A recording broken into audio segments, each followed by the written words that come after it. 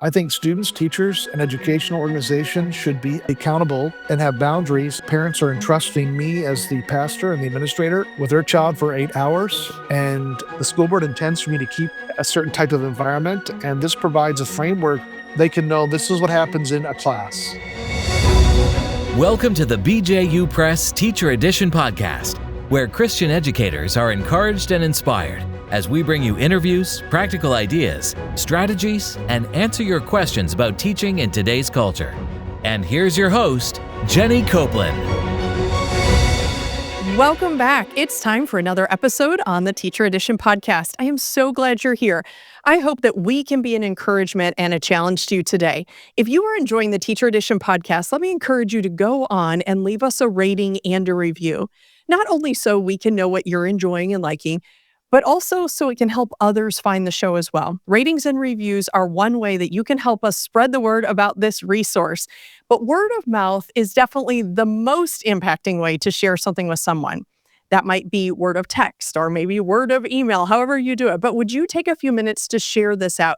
You know, when you find a great teacher hack or an amazing sale on Amazon, you share it out, right? That's what we do. Well, please share out this resource with your friends and your coworkers. And again, our heart is to uplift and encourage and give practical strategies. And we want to do that to as many educators as we can reach. But we need your help in doing that. As we get started today, just a quick reminder to also go follow us on social media. Once again, we are Teacher Edition Podcast on Facebook. You can also find us on Instagram and TikTok at Teacher Edition Pod. And lastly, I want to again invite you to go to our website, teachereditionpodcast.com. There you can subscribe to our emails. You can also submit your questions. You know, we have had some great questions and some suggestions come in as well. So let's keep those coming. By the way, don't forget, we are also on YouTube, where you can watch these interviews as well. So today, we are privileged to have Pastor Paul Rebert with us. So Paul grew up in Virginia, and he actually met his wife while teaching in Indiana. They have 3 children, and they currently serve in Danville, Illinois, where Paul is the superintendent of First Baptist Christian School, the president of the Illinois Association of Christian Schools, and he serves as the senior pastor of First Baptist Church in Danville. I appreciate Paul's ministry, and when I reached out to him to see if he would be willing to join us for the show today, he agreed, and guess what? He said he wanted to talk about rule books. Well, so that topic definitely intrigued me, and I knew it would pique the interest of you, our listeners, since every school has a rule book. No matter what you call it, you have a rule book. So, Paul, I am really excited to hear more about this topic. It's so great to have you on the show today. Thank you. Thank you. So, Paul, before we jump into this topic, and we're going to jump in headlong today, why this topic? There are so many other topics out there in education, and we know that there is a love-hate relationship with the rule book, no matter what side of the desk you are on. So tell us, why the topic of rules? Yeah, I think it's close to my heart because I end up dealing with all the students later on who struggle with how it went bad. And a big burden to me, I'm 45 years old, and I see so many of our young people who grew up in our ministry, they're staying, but that's not the case for all. We get a lot from other churches, and one of the reasons we get them is because of of the nature of how they handle things, how they handle the rules. So a lot of times you find kids coming and they've got a lot of baggage because of a Christian school experience, and that's my context, a Christian school experience. And so I find kids, they have resented an experience they had, and they now label it spiritual abuse, which whatever that means. And then you have people who are looking to the rules as their source of identity. Look, I was this person, I kept the rules, and now God likes me, and now certainly I should be acceptable to God, and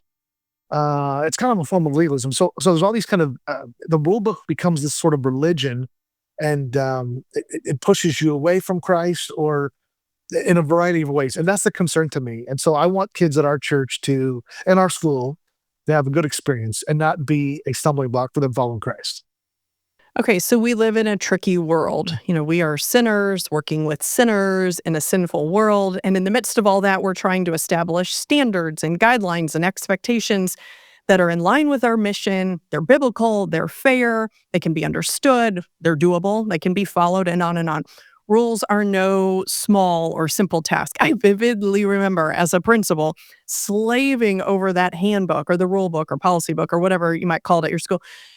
Where do you draw the line? What needs to change? What is needed? It's a super hard job. So as we unpack this topic, I want to talk about first what a handbook is. And that may mean different things to different people, even if we asked our listeners today. But Paul, what are your thoughts on that? What is a handbook?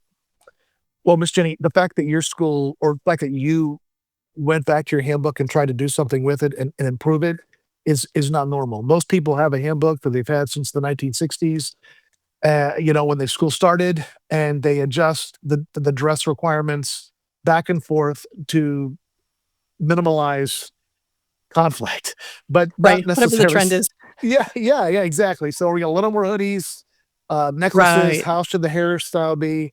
And so, if I could maybe add one more pearl to the first part of it, and then get to what you asked. Sure, I'm sure. also in Illinois, and our state is sending down edicts when it comes to our expectations. So let's say if we have a hair expectation in our school, the state says we're no longer allowed to have that, Oh, or wow. we can lose our recognition as a school. And so we had to decide who we are.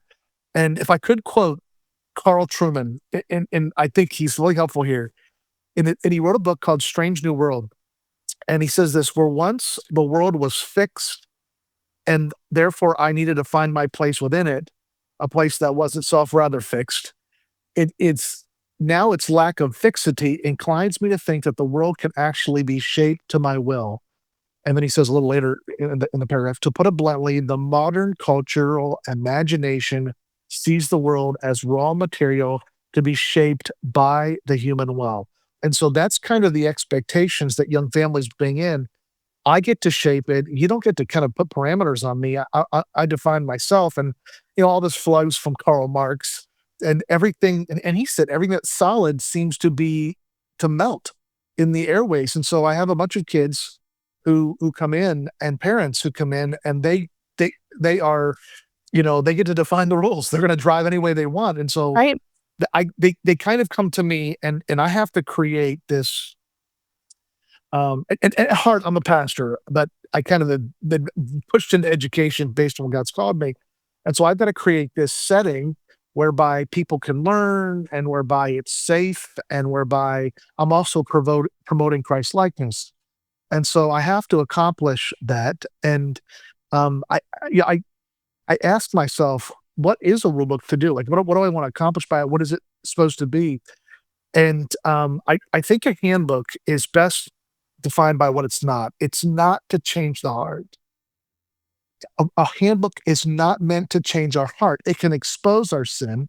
And you look at the Old Testament law, the law was never given to make us like Christ. It might reveal us. And so when I got teachers going hard at the rules, looking for that to create a Godward heart in their kids or to create Christ likeness, that's just the wrong tool to do it. I'll read Galatians 3:19. Wherefore the law serveth, it is a schoolmaster to bring us to Christ, to lead us to Christ. And so I know that my handbook's not the Old Testament law, but there's parallels in what it does. So it's not to change their heart.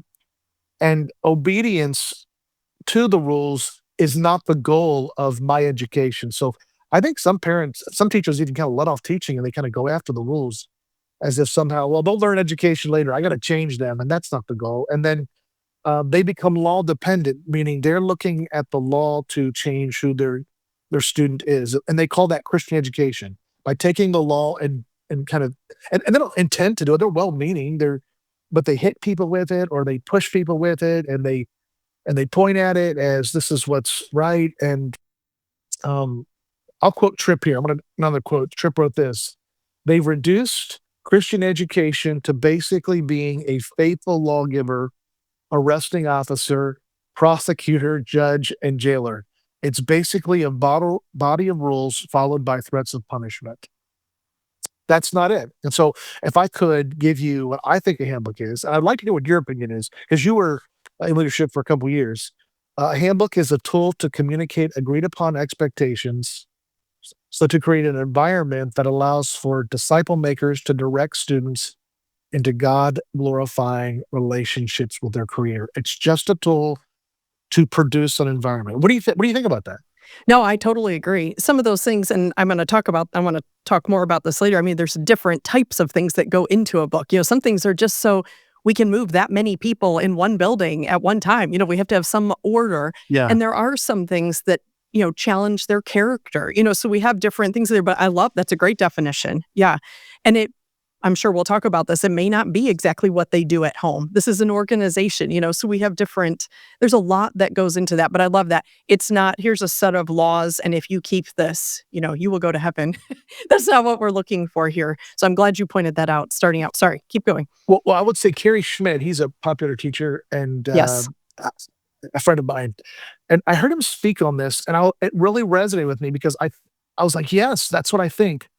On this point, we've got to be very careful as Christian educators to disconnect godliness, salvation, holiness with rules that are just meant to create an expectation and environment for learning. correct.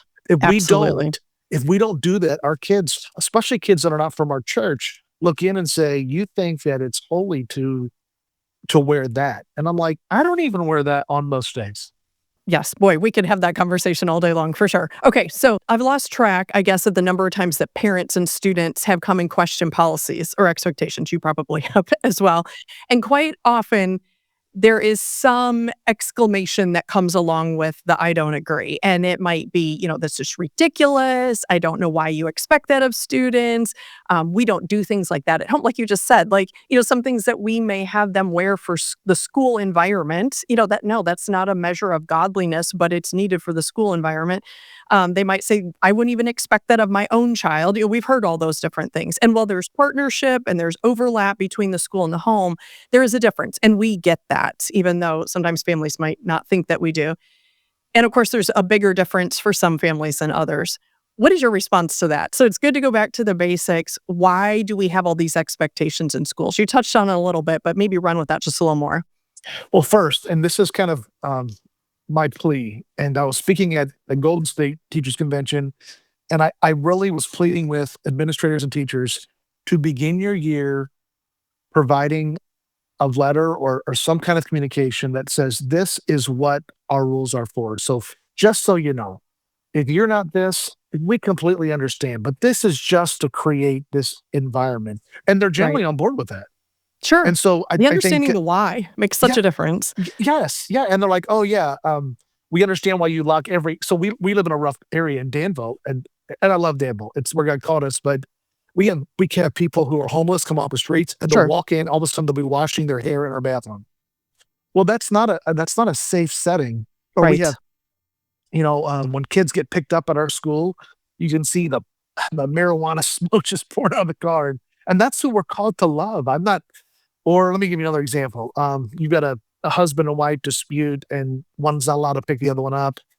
Or we had someone saved, and they're putting their kids on our school, and their family is not on board. So, anyways, crazy things can happen. And so, when I say, "Look, every door is locked because we want to keep your kids safe," they're not upset when they come to a door and it doesn't open. And so, I Yep. think It's a providing some of perfect these example. things, yeah, Yeah, yeah, I had a that's parent yell at me, "You think you're Fort Knox?" yeah, And I was like, "Well, it's okay. The day that you hear, that someone who shouldn't have been was on the property, you'll be really glad the door was locked." So yeah, perfect example. and They I might want to not do ask that them. at home. It's okay. Yeah, I want to ask them. You know how many times I called 911 this week because of people who were working through the cars or so and A even little church why members goes a come long up. way.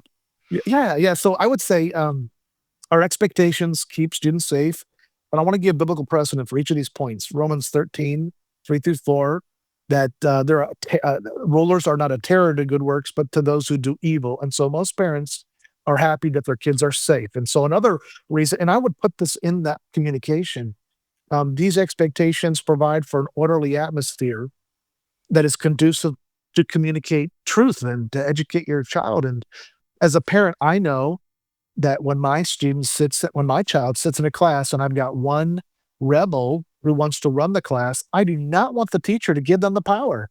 And look, I never took education classes, so I mean that kindly. I'm speaking as a dad and as a pastor. I thought to myself, man, And doesn't 1 Corinthians 14:33 says God is not the author of confusion, but of peace, and he's not a God of disorder.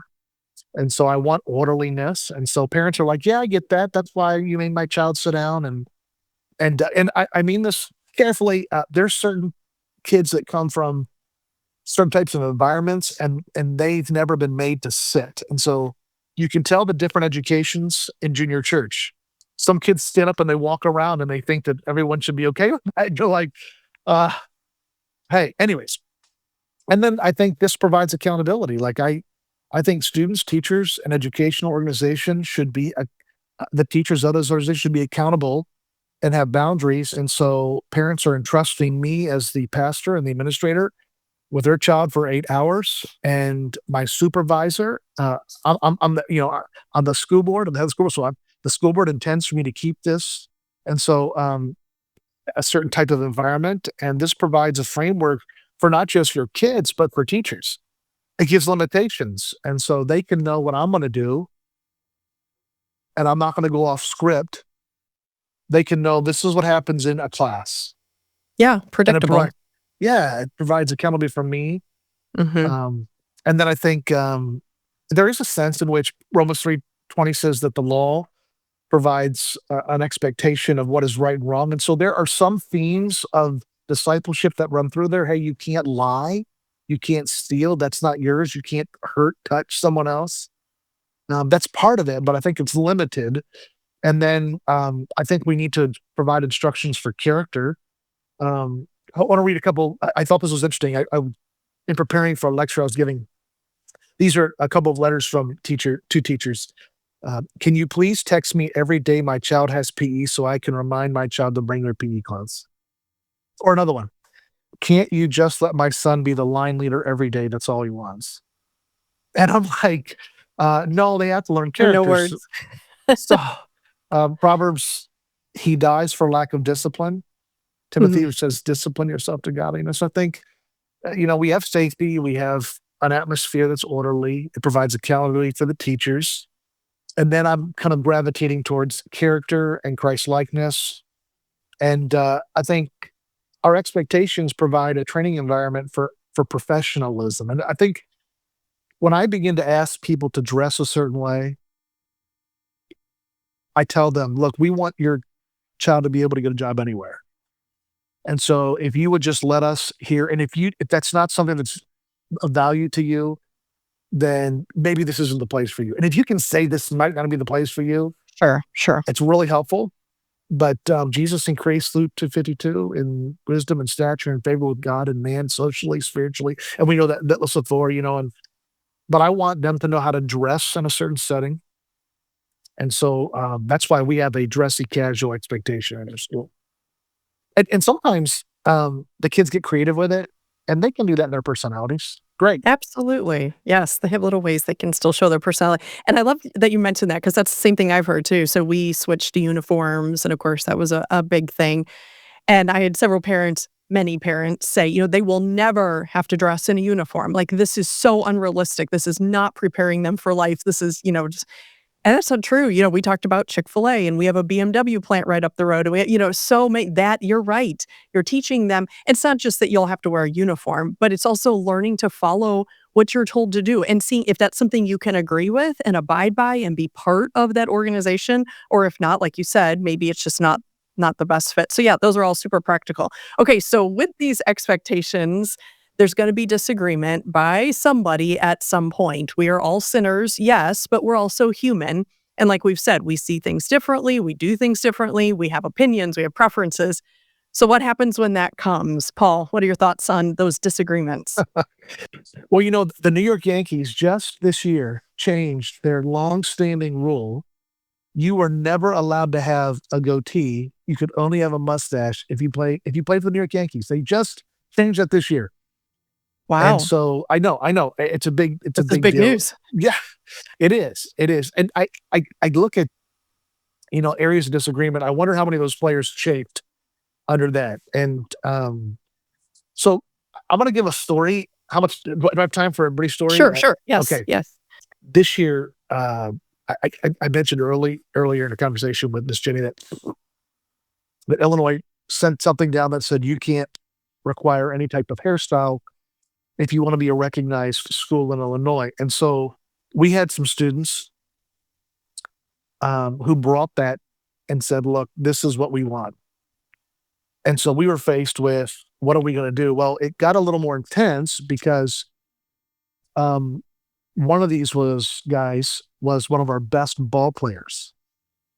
And so first game of the year, we said, hey, if you want to play, this is kind of our expectation.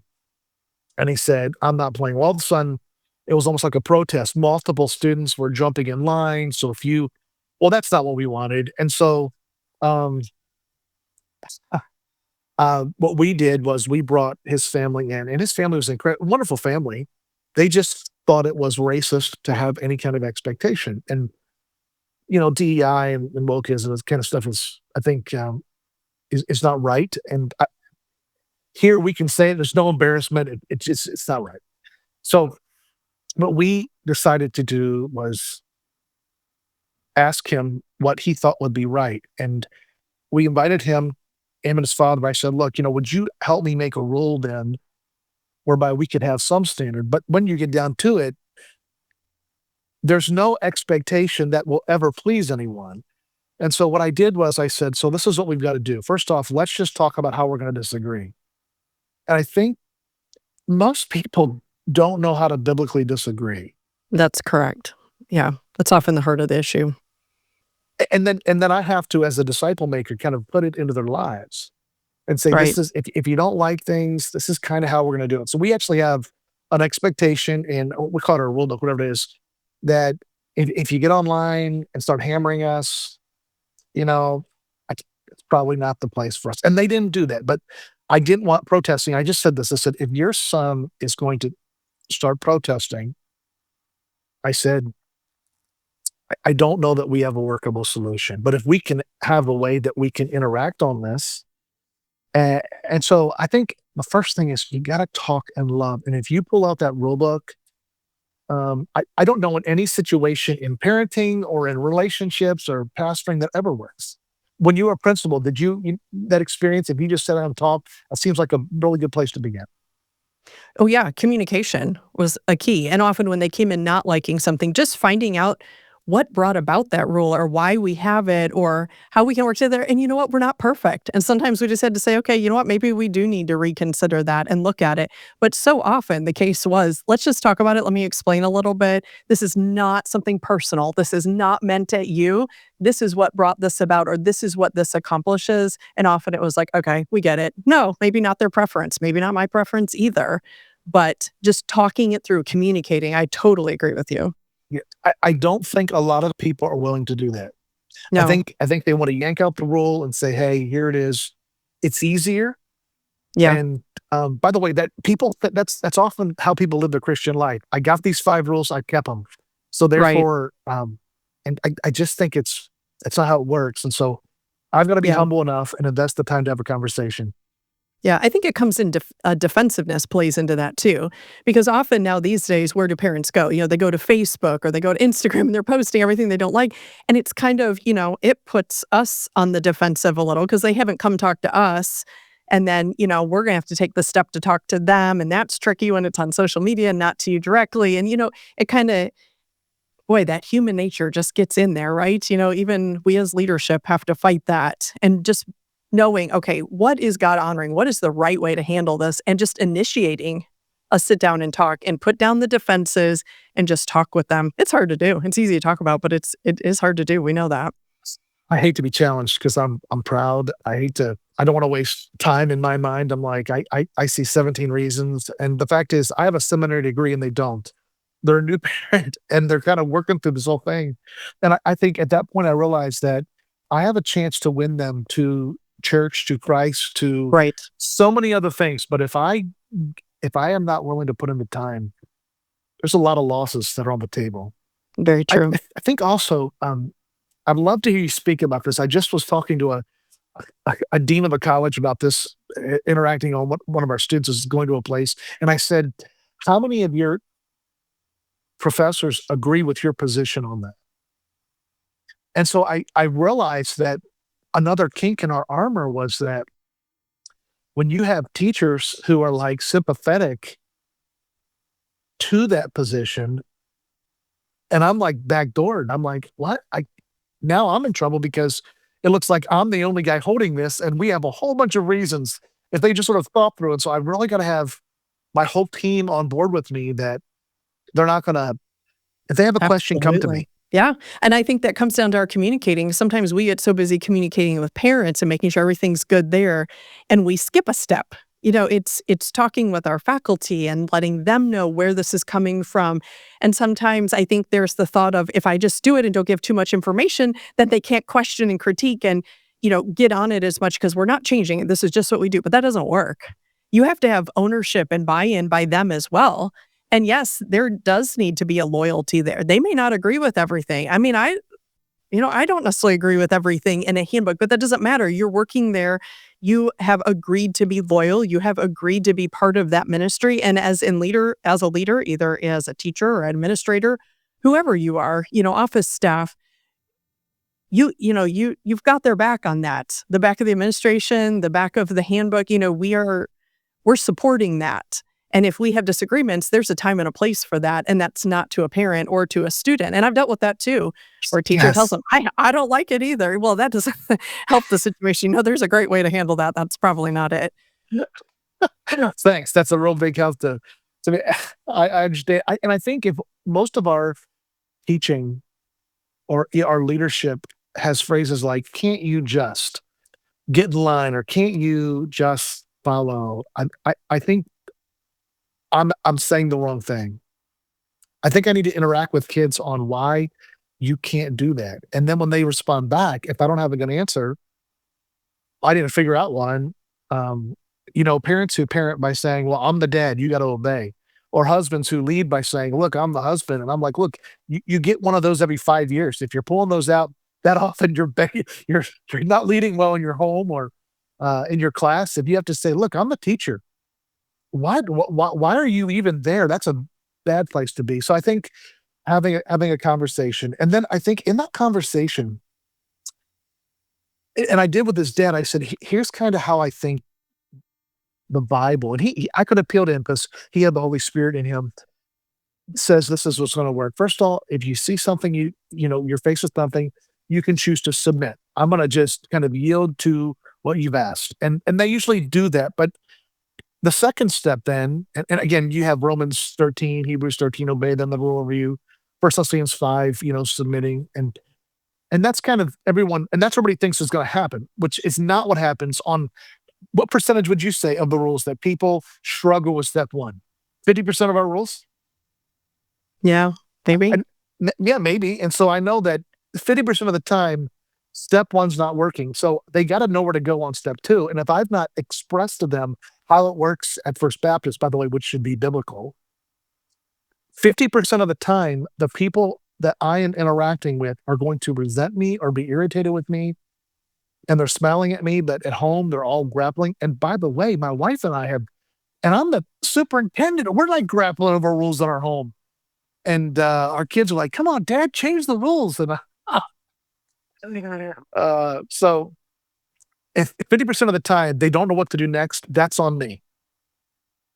And so then I just said, look, the right thing to do is appeal, not protest.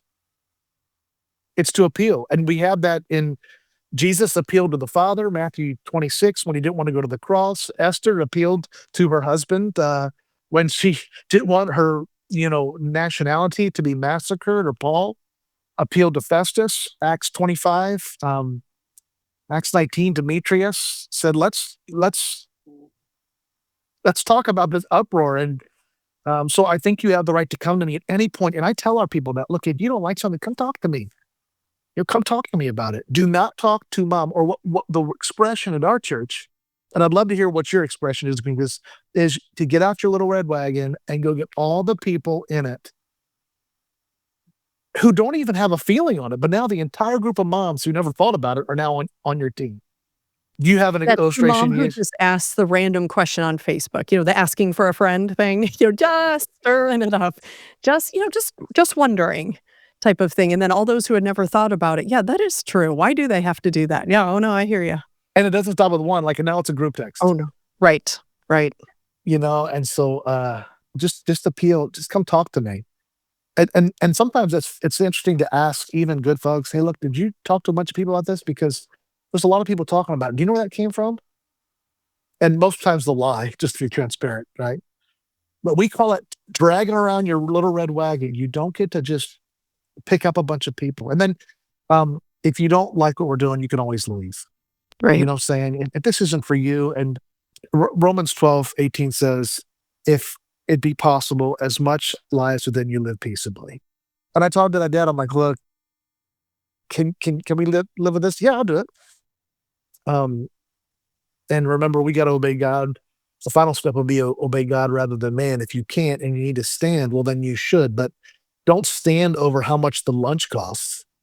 You got to Right. pick that battle. And Correct. so That's right. submit, appeal, leave, and then at times stand. Yeah. So That's do you think excellent. do you think another one should be in there? No, I think that's great. And I think people need to know it's okay. If you can't do this, don't stay and be miserable. Don't stay and spread disunity and discord. It's okay. There may just be a better place for your family to fit in. We are not here to chisel you into into what we want you to look like. If you don't feel like you can agree and be on board, that's okay. And I've had to say that to, whether it's, for academics or for rules or whatever, it's okay. We are still brothers and sisters in Christ, if that's the case or whatever, we'd still be friends over this, but it just may not be the best. So I'm glad you did put that in there as well. This isn't just we're going to keep Mm. banging heads and, running into each other on this over and over and over because we're supposed to be partners. This is supposed to be teamwork. And if we may not agree on everything, but like you said, choosing your battles. And if we can't come to agreement on most things, it may just be better for them to fit in somewhere else where they feel like they can agree more. So I think that's great. And, honestly, we could keep this discussion going on and on and on. We could have a whole handbook podcast, I'm sure. So I feel like this is really just scratching the surface. But I wonder, looking at the time, I want to be sensitive to our listeners' time. Paul, what are your final thoughts, or what would be your advice to listeners when it comes to policies and expectations in their schools? Okay, so we're getting ready for another school year coming up. This is time. Everybody's looking at everything. We're refreshing what we have. We're looking at what we need to add new, kind of we talked about at the beginning. So from making the rules to communicating them and enforcing them, what would you say to them? Even that situation you talked about, how did that end up? And how would you tie that into what do we do with this handbook of ours and how do we use it best to go with our mission and to bring honor and glory to the Lord as we shape hearts for Christ? Well, I think, and that's a great question, and I think that it needs to begin where you started by saying, I would look at the handbook. I think every administrator needs to look at the handbook and say, what's so needless in here? I think our rule books are way too detailed. I think it could be a lot simpler. Um, I think that it could be minimized and with principles and things. And I think you need to have one. I think so. I'd say number one, look at it. But I would ask a couple questions. Would it be wise to communicate not just your expectations, but the reason for some of those expectations? I think there ought to be Agreed. a communication that says, "Hey, these are why safety, etc." Safety and learnability and environment and we want to live the gospel. And so that's on there, but there's a lot of things. And then I think we got to communicate what our expectations are not. So would it be wise to look at your handbook and evaluate? Would it be wise to communicate not just your expectations, but also the reason we have those expectations? And then what you're not trying to accomplish with the handbook. We are not trying to make everyone like us. And that's what, I'm a Baptist, but that's what you're just trying to mold us. I'm not at all. We don't let people smoke pot. We think it's safe, you know? And then also what to do, communicate what to do when you struggle with those expectations. And you could create a form letter and put it out there. I think it would be very helpful to let people know what to expect, why you can expect it, what you're not trying to do, and then what to do if you're grappling with it. Because 50% of the time, I'm just throwing that number out there, people are struggling. Yeah, I think that's a pretty generous number. Yeah, I think I agree completely. We discuss biblical worldview very frequently on this show. And again, it has its place even here in the rule book, both in those setting the expectations, how we communicate them, and then, like you said, how we interact with others about them, whether it's in-house people or talking with families, even how we personally respond to expectations that are put on us. This goes all back to that biblical worldview. Like you said, this isn't just something we're saying, hey, you should probably talk to so and so or do it this way. No, that's the biblical way to do it. That's right. So I feel like this has been so great today, that the biblical worldview of this, but just such a practical discussion. And it is a topic we need to talk about because, like you said, everybody just kind of pulls out the rule book and it's time for another year. We change the cover, change the date, and we go at it because it pretty well covers it. But I love your very first challenge. Get it out and pray over it. This is what Yeah. is going to guide your school for the year. This needs to be taken seriously. It is long and it might be boring. And if you're like, I don't have time to read that thing, but it is so important. And I appreciate what you pointed out to look at it, come up with a plan, communicate well, and then also give them a plan for what to do if they have disagreement or they have questions about it. Paul, thank you so much for what you have shared. I appreciate your burden for this. I appreciate the topic. I'm so glad you suggested that. And just your burden for how we can even use our rule book or handbook or guidebook, whatever we call it, to shape the hearts of those who are ministering to and really demonstrating the love of Christ to them, even through policies and expectations. So I appreciate all that you shared today. It's Jason, not privileged to be a part of this. Thank you for what you're doing with this podcast. I think it's helpful. I think we need to just kind of keep sharpening our sword so that we can be the best warrior for our Savior that possible. Absolutely. Couldn't agree more. Listeners, I hope you are signing off with some great things to think on today as you work with students and families, especially as it relates to your school expectations. As we sign off, just a reminder to go to teachereditionpodcast.com to learn more about this show and to submit your questions for upcoming episodes. Of course, be sure to subscribe to the podcast and go follow us on social media. Now, once again, it's time to get back to your day. But it's not just any day, because every day in the classroom is your day to impact and inspire through God's power and through His grace working in you. Now, go do what God has called you to do.